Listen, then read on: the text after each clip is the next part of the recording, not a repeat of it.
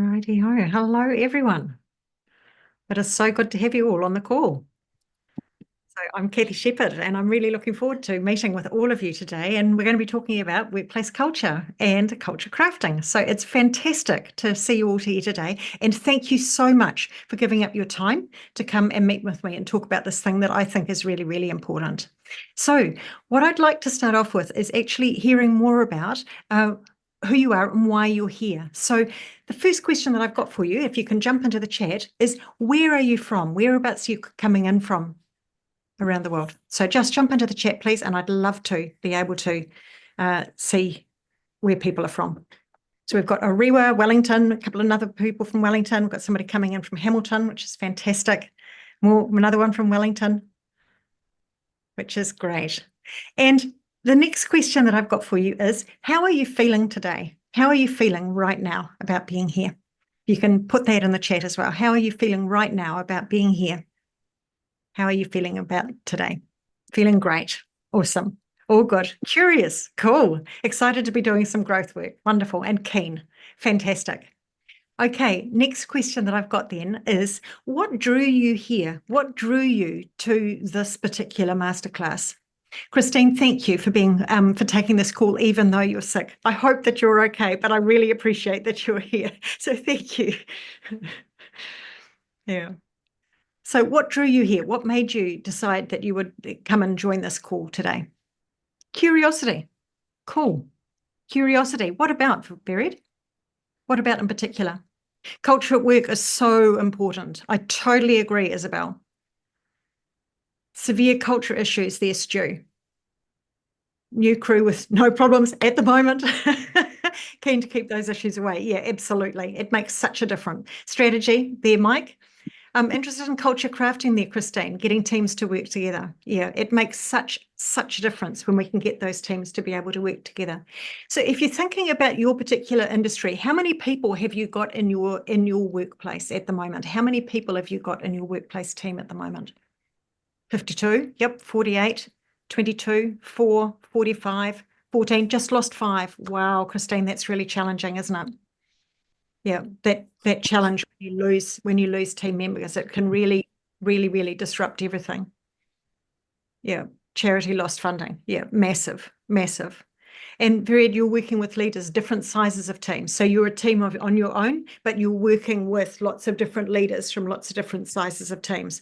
Yeah, and so that changes the dynamics of how you're thinking about the things that we're going to be talking about today. So when you're thinking about today's workshop, today's masterclass, what are you here to solve today? What's your biggest question that you are here to solve today? Working with leaders. Yep, we've got that with Vered. That's with the type of people that she's working with. The biggest things that you're here to solve today. As the team grows, how to maintain culture. Really, really, really good question. Scaling nationally, that's a really interesting one as well, Mike. How to get people engaged with a vision. Yeah, it's massive, isn't it? Those particular things. And then Stu, building a resilient, positive culture. How to include diverse culture. It's very, very, yeah, it's a really interesting, wasn't it? When we're bringing in people from lots of different countries, and then you've got Christine there, engagement and working together.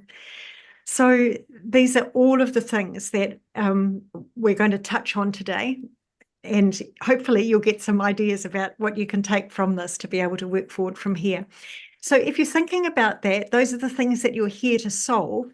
What are your biggest questions about workplace culture? The biggest questions that you have about workplace culture? That's a tricky question, isn't it? What's your biggest question about workplace culture? Hello, Jay, come welcome. We're just engaging in the chat there, Jay. We've just been talking about what has drawn people here today and the problems that they're here to solve. And the last question that I've just asked is, what are your biggest questions about workplace culture? How will it affect operational and financial aspects of the business? You are absolutely right, Mike. Yep, it's a very, very big question. Stu, how do successful teams instill a shared culture where they raise each other? Exactly. How can you measure it? Fantastic. What is it and what it should be? They're massive, massive questions, aren't they? Any other questions there? Isabel, what's your biggest question about workplace culture? Is there anything in there? Key tools to create it. Absolutely. Yep. Okie dokie. So that's exactly the sorts of things that I've been working in that space for the last 20, 25 years, where I've been working at creating cultures within organizations. And I had so many of those same questions as you. Like, what is a great culture? What makes it? I could see the difference that it makes when you had an amazing culture. And I'd been in teams which had gone from quite a toxic environment to an amazing environment and felt the difference that it had made for me. And so it's something that I've been thinking about for a long, long time, like how do we actually create that? And so that's where the systems that we've created to be able to support businesses, to be able to create amazing cultures in their organizations have come from. It's sort of 20 to 25 years of work thinking about culture and working with that. And so that's what we're going to do now. We've only got about another 40 minutes. So we will shoot through this. I won't be able to answer everybody's questions and things today, but what I'm going to do is to be able to give a deep dive into one of the areas that is absolutely critical in terms of being able to create an amazing culture, and introduce you to the tool that we have to be able to solve people's problems, particularly around developing the leadership, which is so important in creating amazing cultures. So where I'm going to start, Lisa, could you share? I've got my wonderful, wonderful team member here, Lisa, and she's on the call here. She's going to share the PowerPoint for this today.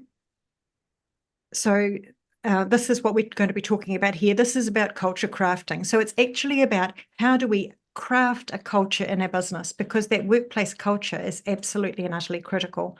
So if you can go on to the next slide, Lisa, that would be great. And what we're doing with this one is this is what we're going to be actually doing over the next 40 minutes.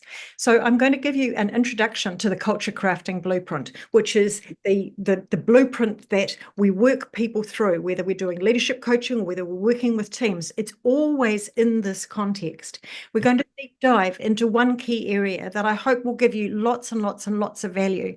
And then I want you to be able to run a Q&A. So if you've got any questions and things, grab those questions and write them down. You can put them in the chat, and we can have that time at the end there to be able to answer some of the questions that are coming up for you during the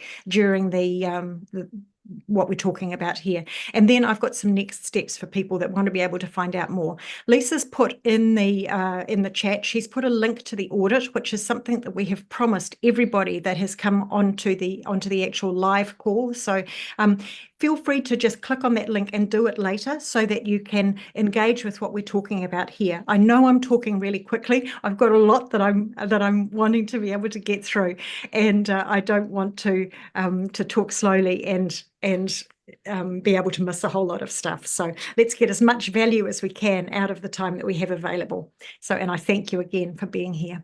So if we can just jump into the next slide, that would be really, really, really, really good. So when I'm working with leaders, I'm always going through this particular five-phase plan with leaders. We always start with ourselves, because as leaders, we are the ones that create culture in a business. We have a huge, huge role in creating that culture.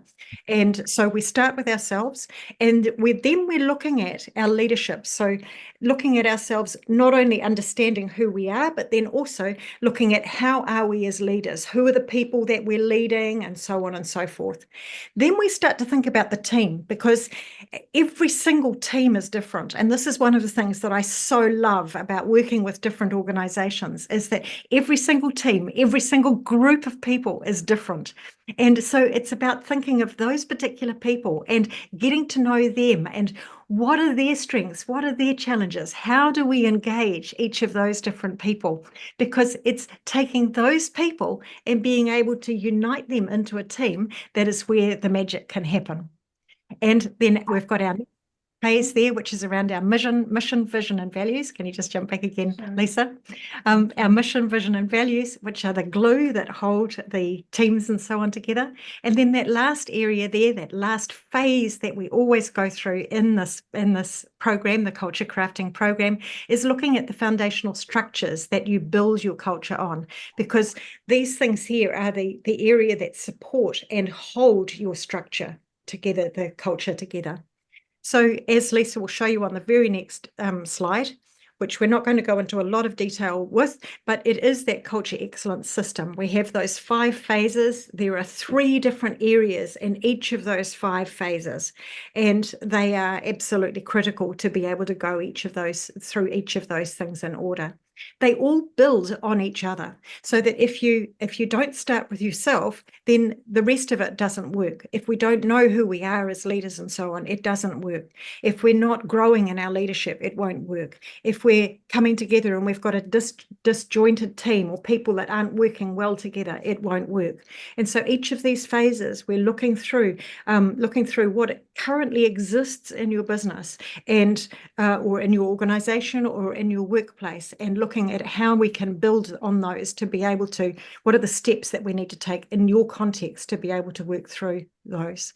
Then we've got your mission, your vision, and your values, and those key things there. And again, through this culture crafting program, we actually do a deep dive into each of those things and look at, how engaging and so on they are. So there, and then we've got our last phase, which is the culture, which is looking at your systems and so on. So we could spend a lot of time in each of those areas, but I want to just be able to move on. If you're wanting to know more about that, then please come and have a call with me afterwards, because I would love to be able to engage more with you about your business and where your areas of challenge are and so on, and then we can go on from there. So there will be an opportunity for some Q&A, and there will be the opportunity to be able to book a call, and I would love to be able to do that with you.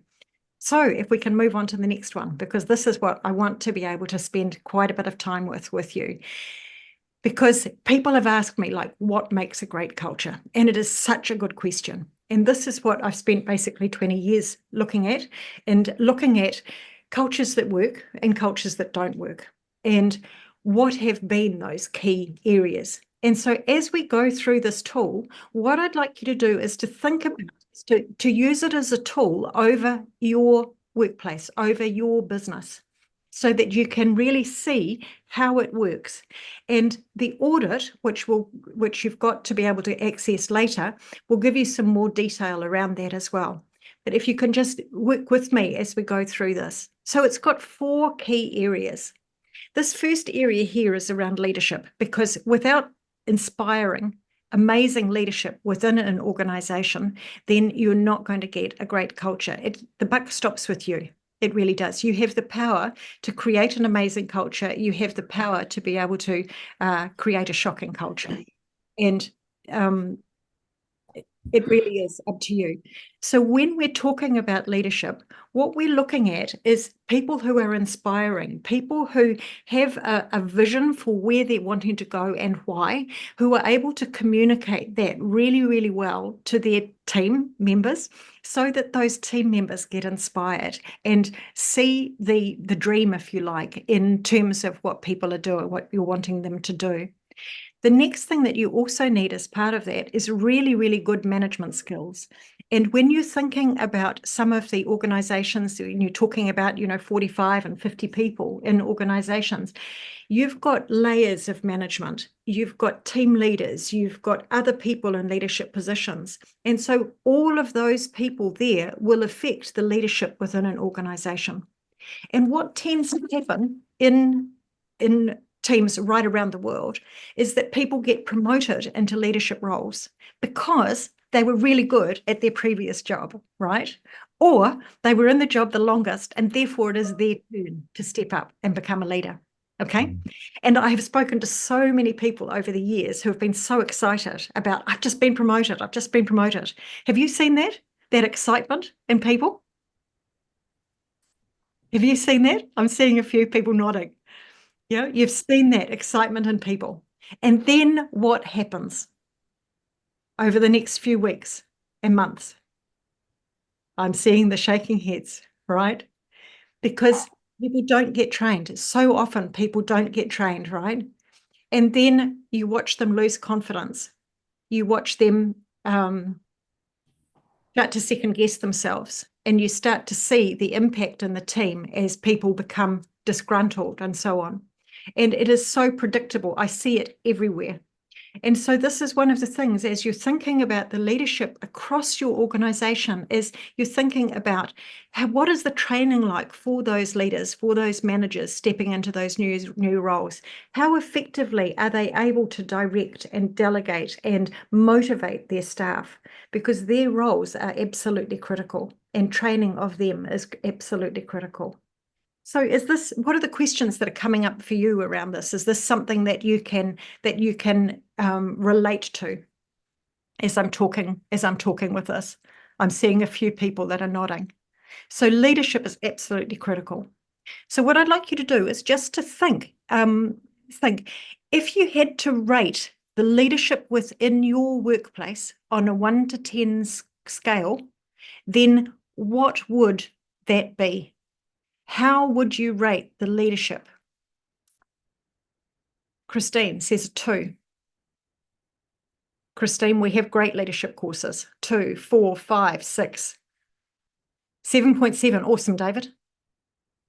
And varied. Yeah. And this is one of the things with the tool. You can use this tool and you can look at different parts of your organization and you think, actually, there's leadership here that needs some development because it's varied. This area here has got really, really good leadership. They're great, So it's a really, really good tool for that. So let's move on to the next area here. And we're starting to think about the teams. So here you have a group of people that are working together and they're creating a team, right? They're working together and they're hopefully working towards the same goals and the same outcomes and all of those sorts of things. And the questions that we've got here are around, are they high performing? And this is from the work of Patrick Lencioni. So he talks about 5 behaviors that predict how productive and effective any team will be, right? And this is from his book, The 5 Dysfunctions of a Team. Has anybody heard of that book, The 5 Dysfunctions of a Team by Patrick Lencioni? About half of you are nodding. Yeah, it's an amazing book, Stu. If you haven't read it, it's a really easy book to read. It's a fable. It's called The 5 Dysfunctions of a Team, and it's by Patrick Lencioni. Lisa, would you be able to put that into the chat? The book's just over there on the shelf if you need it. I'm really lucky because Lisa's actually in the room with me. So often we're virtual, but today we're together. Top shelf, second from the left. So she'll put the title of that and the spelling of the person's name in there. It's an amazing book. So we're talking about these 5 behaviors. And as we're thinking about your team, think about where they're at with each of these 5 behaviors. And that first level is a level of trust, right? And this is a vulnerability-based trust. And so it's, how much do your people trust each other? How much can they be vulnerable with each other? How easy is it for them to be able to share different things, to be able to acknowledge their strengths, to be able to acknowledge their weaknesses as well, to ask for help, to admit that they've done something wrong, right? I know so many workplaces where people won't admit mistakes. It wasn't me. They'll put the blame on somebody else, right? And what happens then is that you've got a broken trust. Do you recognize that as well? Can you recognize workplaces where people aren't prepared to admit their mistakes?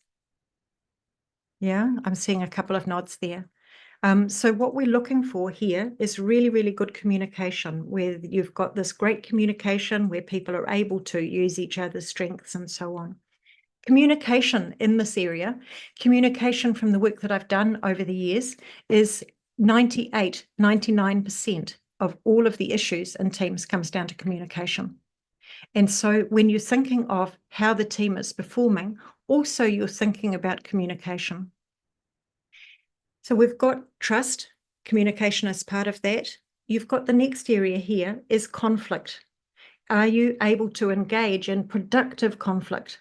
And there's so many workplaces where people won't raise the issues because they don't want to upset other people. So what is it like in your workplace, right? He talks about a conflict continuum where you've got a false harmony at this end here, and you've got right out and out hell here, where there's lots and lots of personal attacks and that sort of thing. And he says that, and I see this as well. You know, so many organizations that I talk with, I say, well, you know, how's the conflict? Or, you know, are you able to have some really good discussions? And many of them will say, no, we can't talk about those things, because it's almost like they're worried about upsetting other people. So that if they don't feel that they can raise things that the boss doesn't agree with, or that other people might not agree with. And this is what Patrick talks about as being a real difficulty in terms of engaging in productive conflict. And what he sees is that people are worried that if they take one step further this way, they're going straight to hell. So if they want to raise an issue, they're going to go straight to hell, where everybody's going to attack each other and those sorts of things. And so what he's working on is getting people to work just this side of the centre, where they're able to have all of those discussions that are incredibly useful for workplace decision making and for planning and for the outcomes of the business. And you're getting everybody's diverse points of view in, and diversity creates strength. And so this ability to engage in conflict is so important. This then leads to commitment, which means that everybody is committing to group decisions, which means that their energy and motivation is behind seeing these decisions succeed, right?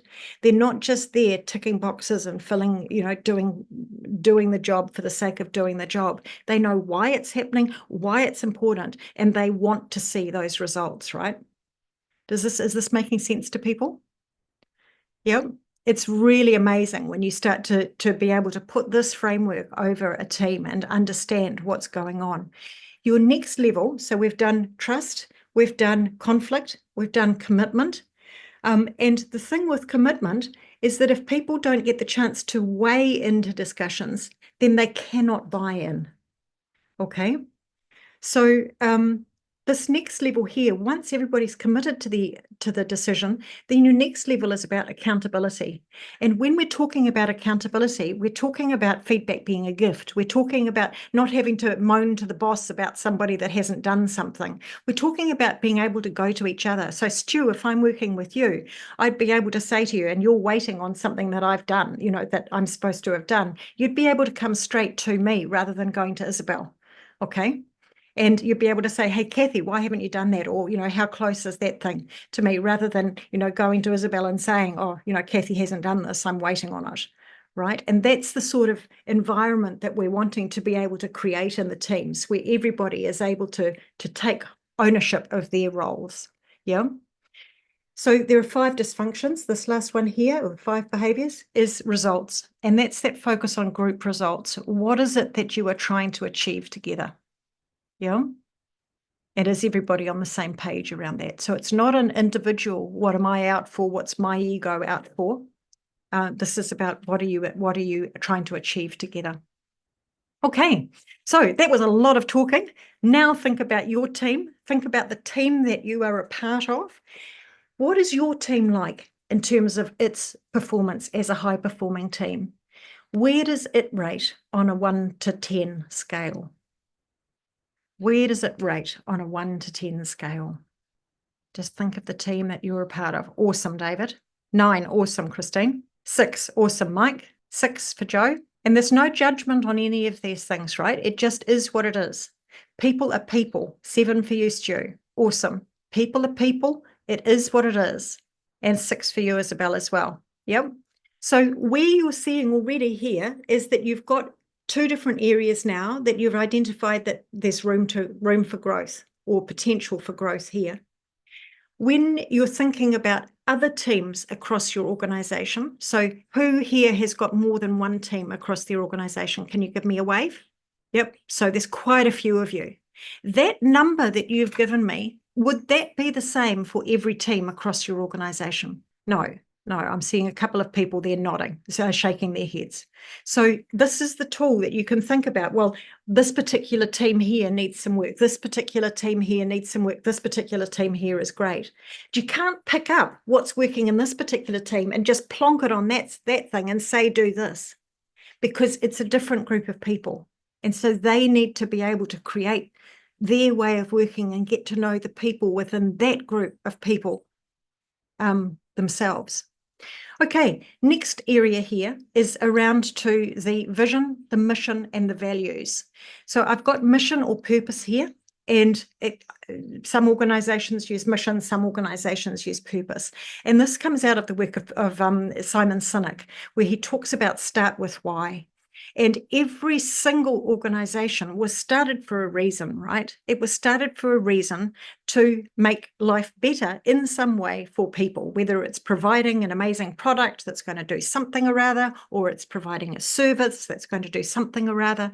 And often that original reason why it was created gets lost in the weeds, and it becomes all about sales, and it becomes all about KPIs, and it becomes all about, you know, the metrics and the numbers and so on. But when we're talking about the mission or the purpose, we have to come back to, why are we here? Why are we here? What difference is it going to make? Because as human beings, we care deeply about people, actually, underneath. We want to be of service. We want to make a difference. We want to have our work as being meaningful. And Simon talks about true purpose is always human. So it's when you're looking at your particular workplace and thinking about your mission or your purpose, what is it? Is it clear within your business what that mission or the purpose was? And then you've got your vision. And that is, where is your business going? Where is your workplace going? What are you trying to achieve here? Where are you going? And is it inspiring? Because your people will get behind an inspiring mission, right? Just been watching again that movie, Hidden Figures, around NASA and getting the first man on the moon. And that was such an inspiring vision for NASA at that particular time. They had to get a person on the moon and beat the Russians to get a person on the moon. And every single person in their entire organization was totally behind that, whether it was the cleaner in the corridor, you know, when they were stopped and asked, you know, why are you here? What are you doing? And he replied to say, I'm here to put a person on the moon. We're working to put a person on the moon. And so you've got this really clear, exciting vision, this aim for your company as to where you're going. The last part of it is your core values, and this is around behavior.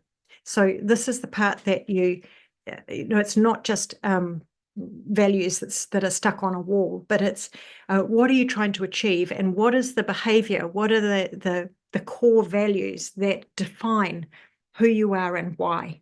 Why are you here, and why is it important for you to be able to behave this way? What are you wanting your people to feel, and what's the values that lie behind that? So that was lots of talking again. Let's put it into the context of your business, of your workplace. And when we're thinking of each of these, we need all three of them. We need a mission or purpose, we need a vision for where we're going, and we need the core values. Okay. Ideally, they will be co-created by your people, not just imposed. This is what our core values are. Because if they're imposed, then they become, well, there's no meaning in them. It's like we don't understand what they mean, and we don't understand why. It's imposed on them. Whereas when you're creating them with your people, then they're having input. It goes back to the 5 behaviors, and that opportunity to be able to weigh in to the discussions, and people, you know, really engage with what they're trying to create together. So if you're thinking about those things, your vision, your mission, purpose, and your core values, how embedded are they in your organization? How much do they affect your decision making, your behavior, and so on? What would be your number on a 1 to 10 scale? 8.5, awesome. 4, 8, 7, 8, cool. 7, 7, 8, 9. Okay, awesome. David, it sounds like you've got an amazing group of people there, and things are going really, really well there.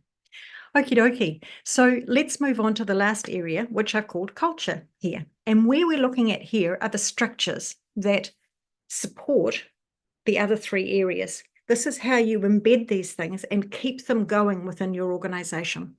And so what we're looking at here are the structures that support that. So they are things like your recruitment processes, your job descriptions, your induction processes, your meeting processes, your policies, maybe your well-being policy, the way that you support the development of communication in your through your team meetings, the types of meetings that you have. There's always a purpose behind them.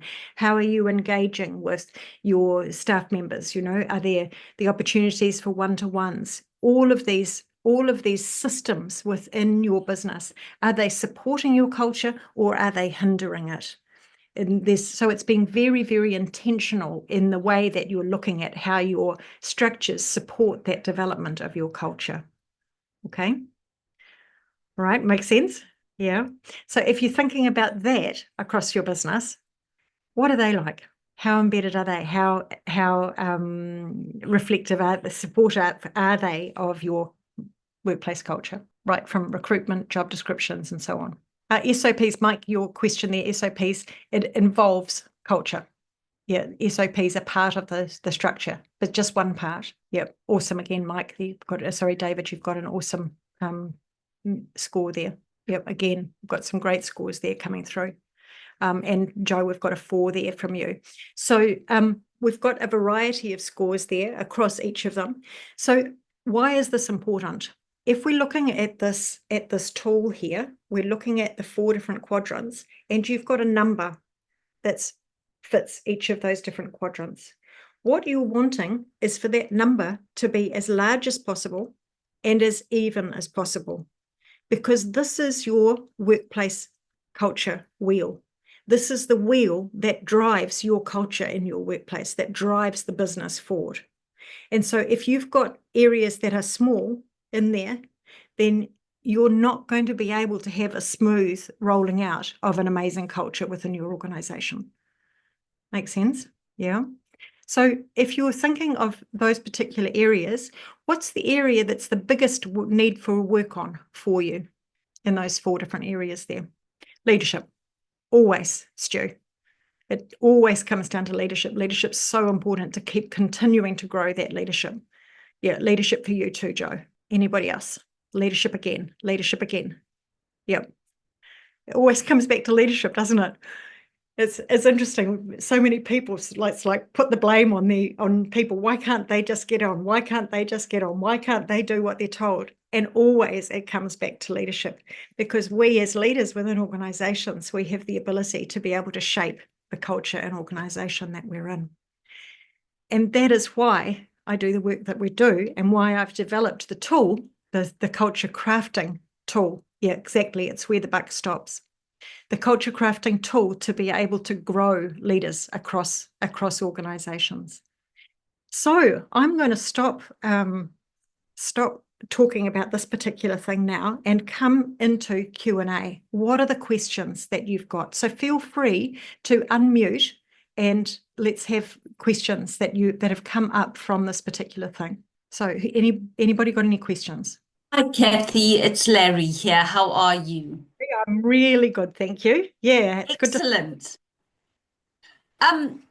So through all of what you say, which I find so powerful, and thanks for sharing, is an understanding, an acceptance, and a recognition of each other's differences and how that contributes to leaders, teams, culture. It contributes to it all.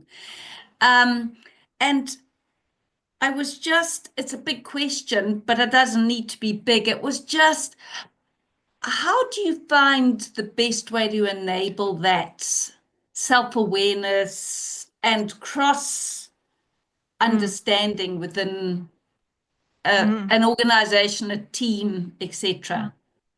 It's a really, really, really good question. And the tools that I found really useful over the years, and it's really important to, again, start with ourselves first as leaders, is to know ourselves.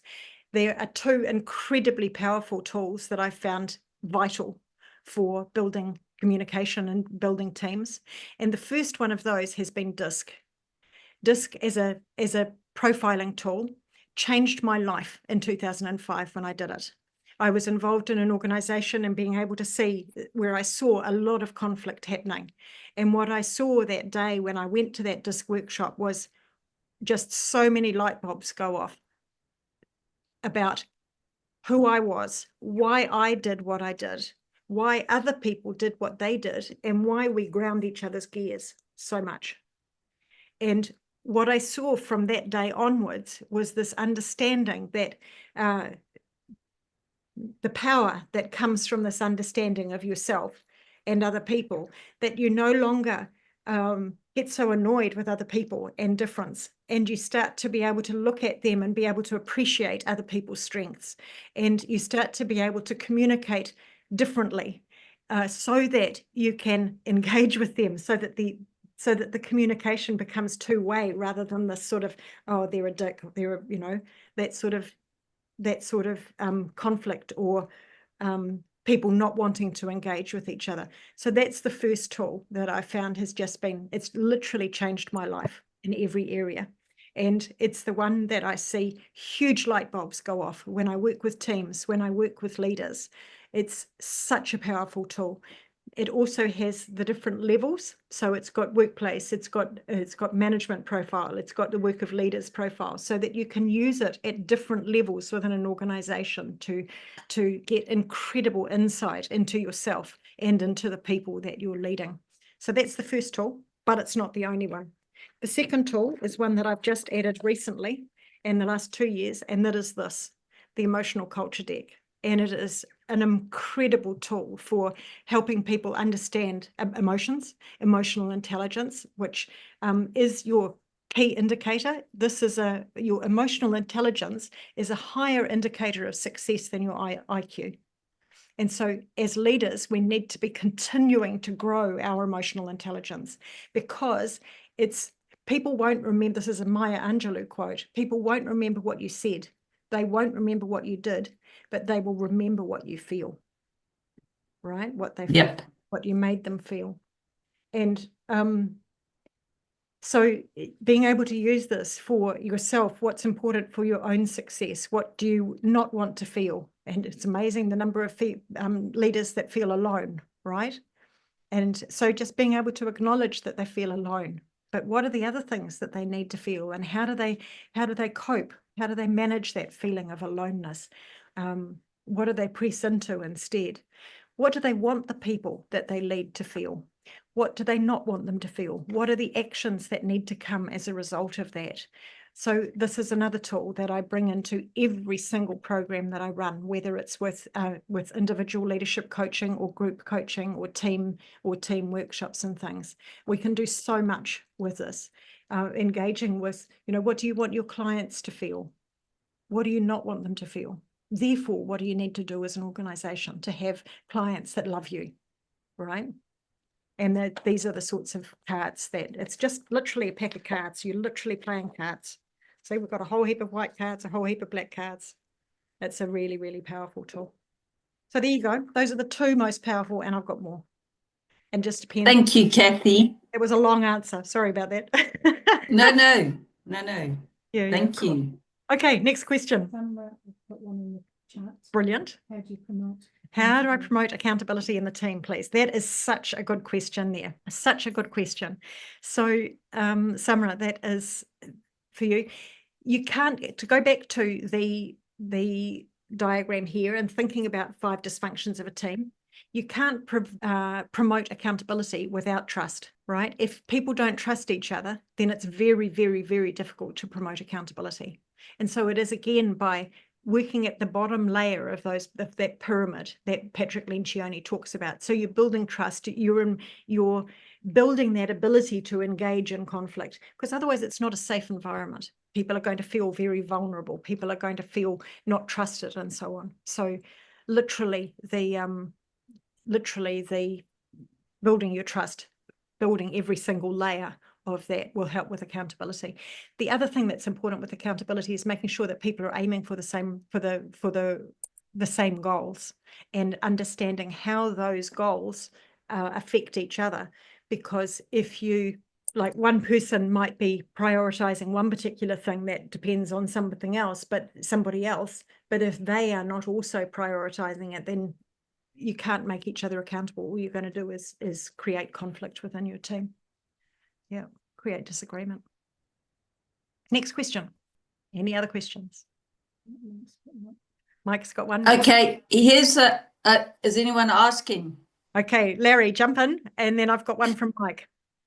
No, let Mike go, please. Okay, so how do we maintain culture as we grow and expand geographically across multiple regions with very different local cultures and beliefs? Are there sets of core beliefs we can tap into? What an amazing question. What an amazing question. It's got to come back, I think, through your mission, your purpose, your values, right? So to be able to come back to there, and also thinking about your team, and the different people that are in there. So I would be leaning into those three areas: your leadership and building up your own knowledge of yourself as a leader, thinking about the other people that you are putting in leadership roles and growing their leadership as well. Looking at the team communication. So you will have different teams within the organization, and you'd be wanting to look at how effective are each of those teams, but also there is a danger in that of becoming siloed. And so looking at how your communication works across teams, and what does that communication need to look like? How do you promote that communication? Tapping into your mission, your purpose, your vision, your values. That does need to be, there needs to be a common mission, and it needs to be like, what difference does this make for people? And are those people interested in seeing that happen? Are they passionate about seeing that happen? Your core values probably need to be worked on together initially. If you haven't got core values yet, you need to be working on those as a group of people together. And once you've got those, then it's about making sure that those are in your recruitment and in your job descriptions and in your induction processes, so that people understand exactly what that means. And they need to be visible in everything. So making sure that they're part of your meeting processes, and you might do values awards and that sort of thing, so that they're really visible, and that people's actions actually follow those core values. If you are hiring people that don't match those values, you will have a big problem, right? So that you're hiring for fit for your team rather than for skills. The skills can be learnt later, as long as people have got the ability to learn. So yeah, promote learning, 100%. Learning, especially in this day and age where things are changing so fast. Every single person needs to be continuing to learn. It's so, so important. Yeah. Summer, you've got another great question there. Leadership is sometimes hard. How do you work with people with high personalities? Gung-ho Americans or reserved Asians, just for example. Mm-hmm. It doesn't have to be particular nationalities. It can be people within the same ethnic group, if you like. And again, it comes back down to learning about personalities, and to thinking about what is it that you're wanting to achieve with people. What do you want the people that you are working with to feel? So if you have got a very, very strong personality, to actually go back through the emotional culture deck is a really, really powerful tool, because I don't think people go to work determined to piss everybody that they work with off, right? But how do they want them to feel? And what are the behaviors that they are showing that are going to have that effect on people? What do they not want them to feel? And again, what are those behaviors? And this is the self-learning, self-reflection. Yeah. When it comes to different cultures, I've done a lot of work with different cultures over time as well. And again, it comes down to the learning about your own culture, learning about other people, giving space, looking at ways to create space for everybody's voices to come in. And that can be with your different personality styles as well. That comes into it too. I'm thinking particularly of your S and your C styles within DISC, and that it can be hard for them sometimes to be able to get a word in edgewise.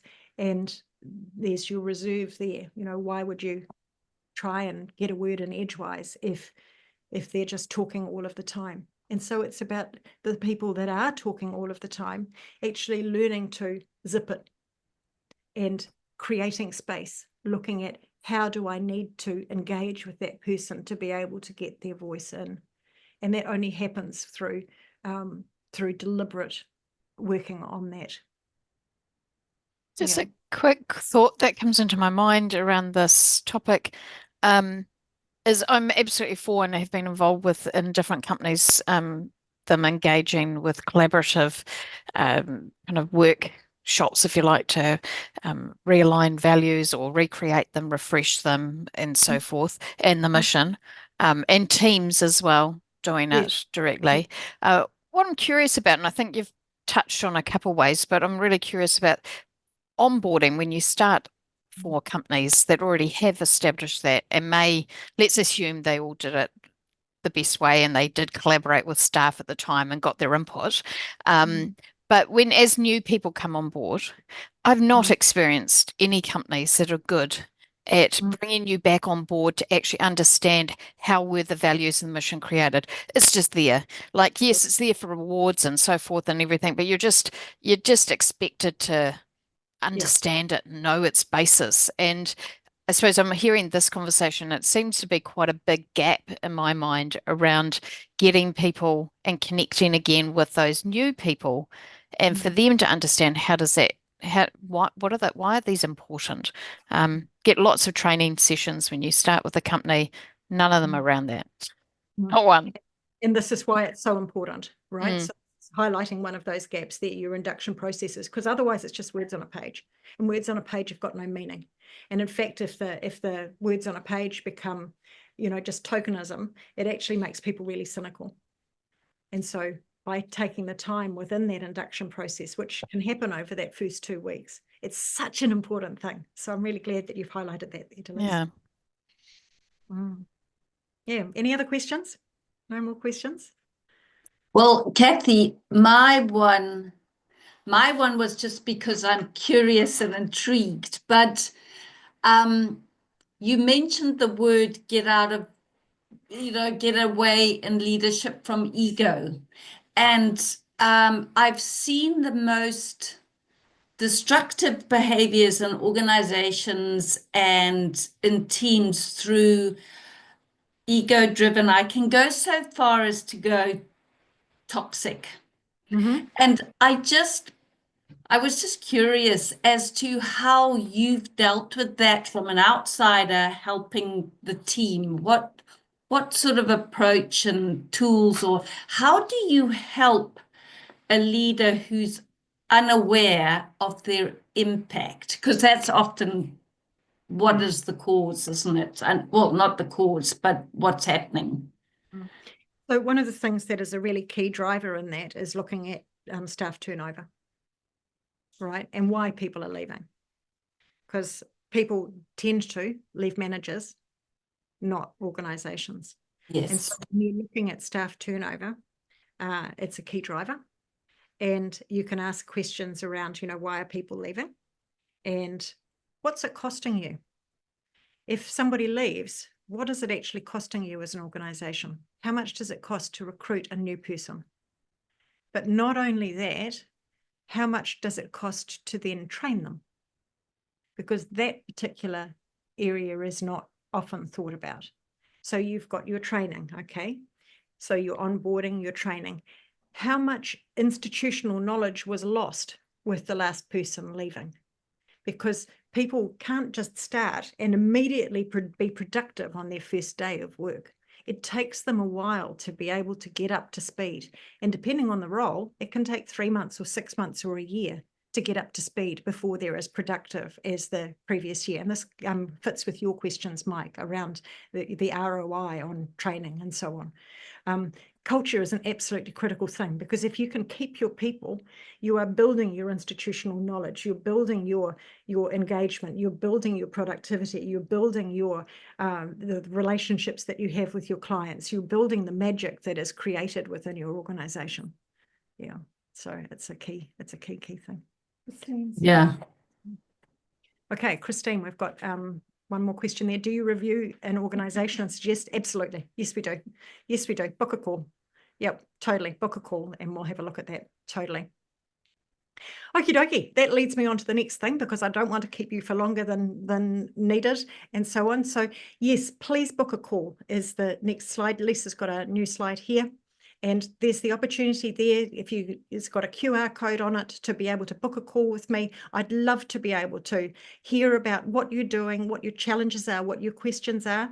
We do leadership development. We have this program called CultureCrafting, and I would absolutely love to be able to work through with people over the next 2 months, to be able to work through this culture crafting process, those 5 phases that we talked about, where you're looking at growing yourself and growing your leadership and looking at the vision, the mission, the purpose, and so on within your organization, and looking at the structures. So please book a call with me and let me know where you're at, what you're wanting, what you're thinking about, and so on. So I'm really looking forward to being able to meet with you. The next thing is, if you haven't done that already, can you complete the culture audit? Click. Can you click, please, on there's 2 more things to come up here. Yeah, brilliant. Thank you.